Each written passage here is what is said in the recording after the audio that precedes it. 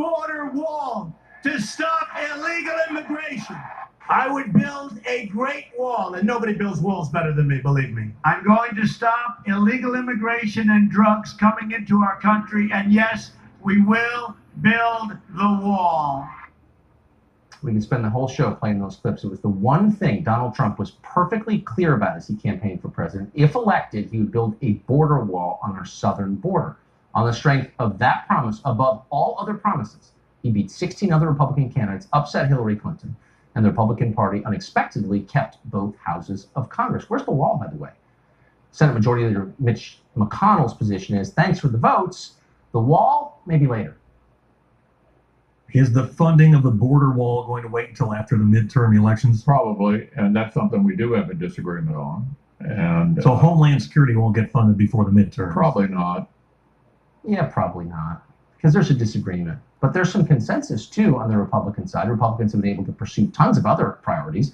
They passed the largest corporate tax cut in history, expanded the H-2B foreign worker program. So who exactly is the Republican Party representing? Voters or a handful of donors? We think you know. Lou Dobbs has spent years thinking about this. He hosts Lou Dobbs tonight on Fox Business. He joins us tonight. I'm kind of speechless to this. That's the problem. One becomes, I mean, all of this becomes ineffable to describe, to accept, and to deal with, because it is so obviously toxic and corrosive. There are so many sellouts. You know that the Republican leadership in the House and the Senate are made up of simply, acolytes of the expediency, and of course, corporate America, the U.S. multinationals, and the Koch brothers, Wall Street, Business Roundtable, and the Chamber of Commerce. And by the time you get through, there's no room for the American people, just 300 million of us. There's no room for the middle class, working men and women and their families.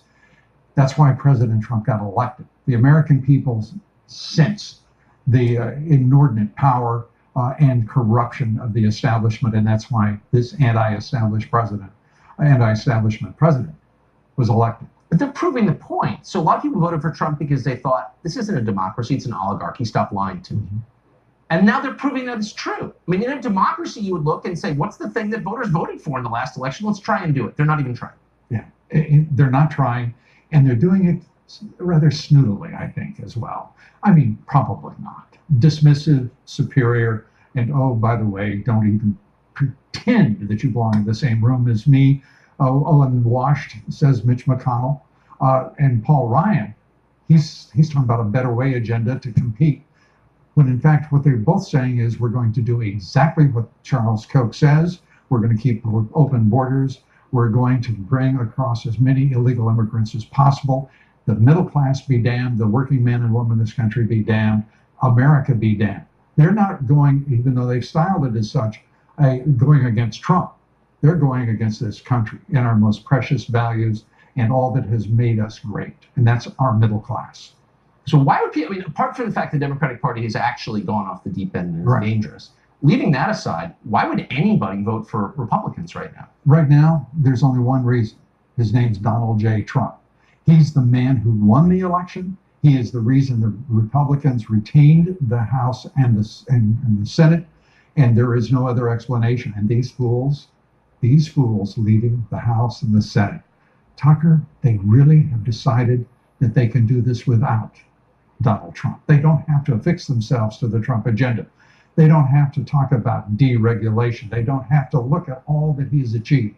This is already an historic president in a year, just over a year and a half in office. It's remarkable. But the second they get crushed, assuming, let's say the Republicans lose the House. Yes, as they likely will if they leave, particularly Ryan in place. But they're going to blame Trump. Of course they will. That's the game. And the American people that will know the reason. There's a party that's not worthy of their support, not worthy of their trust. There is a president, and this is going to be the great divide, because we are watching oligarchs like the Koch brothers carry out class warfare. Think of this. The Koch brothers, who have been synonymous with the Republican Party, are conducting class warfare against the middle class, the foundation of the country, working men and women, and saying, the hell with you, we can bring in illegal immigrants. We're going to arbitrage labor costs just as we've been doing around the world.